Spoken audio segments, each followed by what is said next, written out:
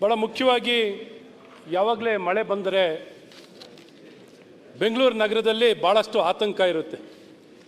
ಸಾಧಾರಣ ಪ್ರತಿ ವರ್ಷದಲ್ಲೂ 6 ತಿಂಗಳ ಕಾಲ ಬೆಂಗಳೂರು ನಗರದಲ್ಲಿ ಬೇರೆ ಕಡೆನೂ ಇರುತ್ತೆ, ಆದರೆ ವಿಶೇಷವಾಗಿ ಬೆಂಗಳೂರು ನಗರದಲ್ಲಿ ಭಾಳಷ್ಟು ಆತಂಕ ಇರುವಂಥದ್ದಿದೆ. ಹಾಗಾಗಿ ಈ ವಿಚಾರದಲ್ಲಿ ಸನ್ಮಾನ್ಯ ಸಚಿವರ ಮತ್ತು ಸರ್ಕಾರ ಗಮನ ಸೆಳೆಯೋಕ್ಕೆ ಇದು ಪ್ರಶ್ನೆಗಳನ್ನ ಒಂದಿಷ್ಟು ಉಪಪ್ರಶ್ನೆಗಳನ್ನ ಕೇಳ ಬಯಸ್ತೀನಿ. ಏನೊಂದು ಈ ಡ್ರೈನೇಜ್ ಸಿಸ್ಟಮ್ ಏನಿದೆ, ಈಗಿರೋಂಥ ಡ್ರೈನೇಜ್ ಸಿಸ್ಟಮ್ಮು ಪರಿಣಾಮಕಾರಿಯಾಗಿಲ್ಲ. ಇಲ್ಲದ ಕಾರಣವೇ ನಮ್ಮೆಲ್ಲ ಅಂಡರ್ ಪಾಸಸ್ಗಳಲ್ಲಿ ನೀರುಗಳು ನಿಲ್ಲುವಂಥದ್ದಾಗ್ತಿದೆ ಮತ್ತು ಡ್ರೈನೇಜು ಸ್ಟ್ರಾಂಗ್ ವಾಟರ್ ಡ್ರೈನೇಜ್ನಲ್ಲಿ ಕ್ಯಾರಿಂಗ್ ಕೆಪಾಸಿಟಿ ಇಲ್ಲ. ಎಲ್ಲ ಕಡೆ ಕಾಂಕ್ರೀಟ್ ಆಗಿದೆ, ಅದು ಸಮಸ್ಯೆ ಗೊತ್ತಿರುವಂಥದ್ದು, ಕಾಂಕ್ರೀಟ್ ಇದೆ. ಹಾಗಾಗಿ ಕಾಂಕ್ರೀಟ್ ಜಂಗಲ್ ಆಗಿರೋ ಕಾರಣ ನೀರನ್ನು ಹರಿವು ಜಾಸ್ತಿ ಆಗಿರೋ ಕಾರಣ ಕ್ಯಾರಿಂಗ್ ಕೆಪಾಸಿಟಿ ಇಲ್ಲ. ಹಾಗಾಗಿ ಅದನ್ನು ಬಗೆಹರಿಸ್ಕೋಬೇಕು ಅಂದರೆ ಸರ್, ಈಗಾಗಲೇ ಏನು ರೇನ್ ವಾಟ್ರು ಹಾರ್ವೆಸ್ಟಿಂಗ್ ಆಗಬೇಕು, ರೀಚಾರ್ಜಿಂಗ್ ಆಗಬೇಕು ಅನ್ನೋಂಥದ್ದನ್ನು ಕಡ್ಡಾಯವನ್ನು ಮಾಡಿರೋವಂಥದ್ದಿದೆ. ಆದರೂ ಸಹ ಇವತ್ತು ಮನೆ ಮಟ್ಟದಲ್ಲಿ ಕಡ್ಡಾಯ ಮಾಡಿರುವಂಥದ್ದಾಗಿದೆ. ಆದರೆ ಸಾರ್ವಜನಿಕ ಸ್ಥಳದಲ್ಲಿ ಏನು ಕ್ರಮವನ್ನು ವಹಿಸಬೇಕಾಗಿದೆಯೋ ಹಾರ್ವೆಸ್ಟನ್ನು ಮಾಡಲಿಕ್ಕೆ ಅಥವಾ ರೀಚಾರ್ಜಿಂಗ್ ಮಾಡಬೇಕಾಗಿರೋಂಥದ್ದನ್ನ ಪರಿಣಾಮಕಾರಿಯಾಗಿ ಆಗಿಲ್ಲ. ಆದ ಕಾರಣ ಏನೊಂದು ಉತ್ತರದಲ್ಲಿ ಕೊಟ್ಟಿದ್ದಾರೆ, ಅತಿ ಸೂಕ್ಷ್ಮ ಅತಿ ಸೂಕ್ಷ್ಮ ಪ್ರದೇಶಗಳು 211 ಇದೆ. ಅದರಲ್ಲಿ 169 ಈಗಾಗಲೇ ಸಮಸ್ಯೆಯನ್ನು ಬಗೆಹರಿಸಿದ್ದೀವಿ ಅಂತ ಹೇಳಿದ್ದಾರೆ. ಖಂಡಿತ ಇಲ್ಲ.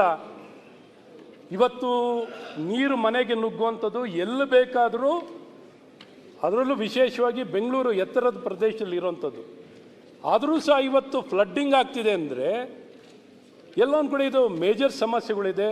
ಇದನ್ನು ಸರಿಯಾದ ರೀತಿಯಲ್ಲಿ ಆದ್ಯತೆಯಲ್ಲಿ ಬಗೆಹರಿಸುವಂಥದ್ದಾಗಿಲ್ಲ.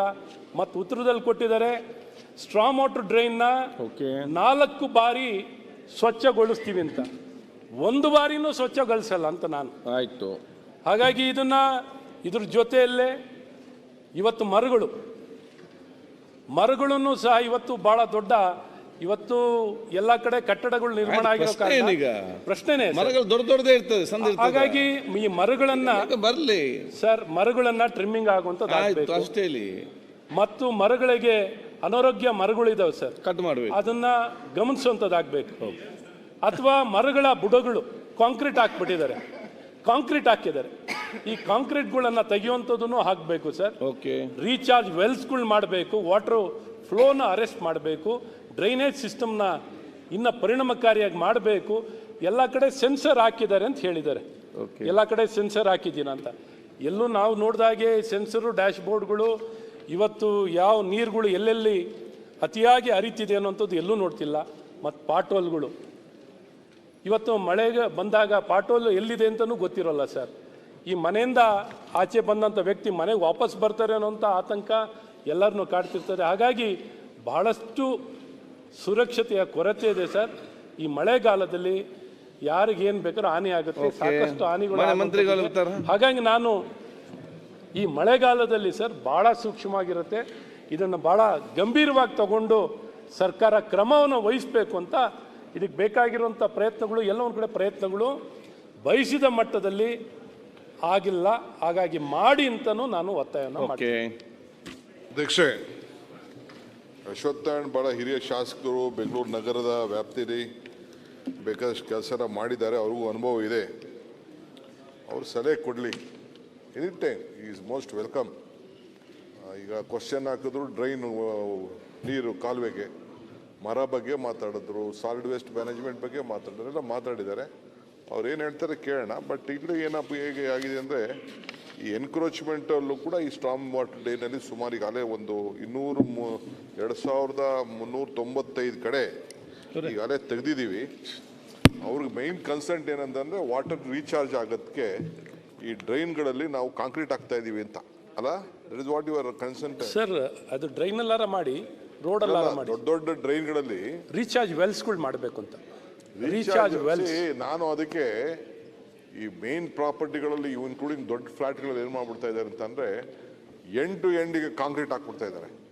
ನಮ್ಮ ಮನೆಗಳಲ್ಲಿ ಮಾತ್ರ ನಾವು ಇದನ್ನ ರೀಚಾರ್ಜ್ ಮಾಡೋಕ್ಕೆ ಜಾಗ ಹೇಳ್ತಾ ಇದ್ದೀವಿ. ಈ ಅಪಾರ್ಟ್ಮೆಂಟ್ಗಳಲ್ಲಿ ಈ ಪಾರ್ಕಿಂಗ್ಗೋಸ್ಕರ ಏನು ಮಾಡ್ತಾ ಇದ್ದಾರೆ, ಅಲ್ಲೆಲ್ಲೂ ನೀರು ಬರೀ ಈಚೆ ಬರಬೇಕು, ಎಲ್ಲೂ ಒಳಗಡೆ ರೀಚಾರ್ಜ್ ಹಾಕಲ್ಲ. ಅದಕ್ಕೆ ನಾನು ಏನೋ ಒಂದು ಹುಡುಕ್ತಾ ಇದ್ದೀನಿ, ಅದಕ್ಕೆ ಅಟ್ಲೀಸ್ಟ್ ಸೈಡಲ್ಲಿ ಒಂದು 10 ಫೀಟ್ ಬಿಡಿ ನೀವು, ದೊಡ್ಡ ದೊಡ್ಡ ಅಪಾರ್ಟ್ಮೆಂಟಲ್ಲಿ ನೀರೆಲ್ಲ ಅಲ್ಲಿಗೆ ಹೋಗಲಿ, ಭೂಮಿಗೆ ಹೋಗಲಿ, ರೀಚಾರ್ಜ್ ಆಗಲಿ ಅನ್ನೋದು ಕೂಡ ನನ್ನ ತಲೆಯಲ್ಲಿದೆ. ಆಮೇಲೆ ಗ್ರೌಂಡ್ ವಾಟರ್ ಎಲ್ಲೆಲ್ಲಿ ರೋಡ್ಗಳ ಪಕ್ಕ ಇದರಲ್ಲಿ ಹೇಳಿ ರೀಚಾರ್ಜ್ ವೆಲ್ಸ್ಗಳು ಮಾಡಿದ್ರೆ ಅದು ನಿಜಕ್ಕೂ ಹಾರ್ವೆಸ್ಟಿಂಗ್ ಅಥವಾ ರೀಚಾರ್ಜ್ ಆಗ್ಲಿಕ್ಕೆ ಸಾಧ್ಯವಿರುತ್ತೆ. ಬರೀ ಓಪನ್ ಸರ್ಫೇಸ್ ಇದ್ರೂ ಸಾಲಲ್ಲ, ಕೆಲವು ಒಂದು ಸ್ವಲ್ಪ ಓಪನ್ ಸರ್ಫೇಸ್ ಇದ್ರೂ ಅಷ್ಟು ಇಂಗ್ಲಿಕ್ಕೆ ಸಾಧ್ಯವಾಗಲ್ಲ.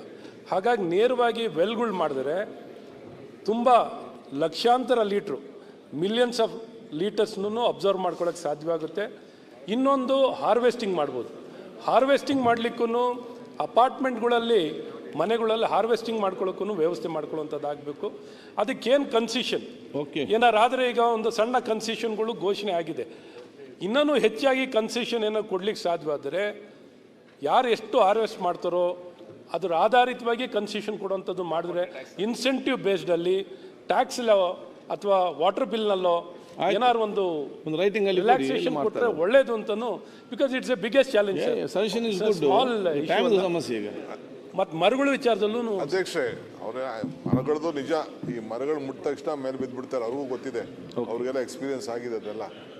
But whatever is there, ನಾವು ಬೇಕಾದ್ರೆ ಅದನ್ನ ಕೂತ್ಕೊಂಡು ಮಾತಾಡೋಣ. ಅವ್ರನ್ನ ಕೂತ್ಕೊಂಡು ರೈನ್ ವಾಟರ್ ಹಾರ್ವೆಸ್ಟಿಂಗ್ ಬಗ್ಗೆ ಅದು ಬಹಳ ಇಂಪಾರ್ಟೆಂಟ್ ವಿಚಾರ ಹೇಳಿದ್ದಾರೆ. ಡ್ರೈನು ವೇಸ್ಟೇಜ್ ಬಗ್ಗೆ ಎಲ್ಲ ಕೂಡ ಅವ್ರು ಮಾತಾಡಿದ್ದಾರೆ. ಕಾಂಕ್ರೀಟ್ ಜಾಸ್ತಿ ಆಗಿರೋದು ಕೂಡ ಹೇಳಿದ್ದಾರೆ.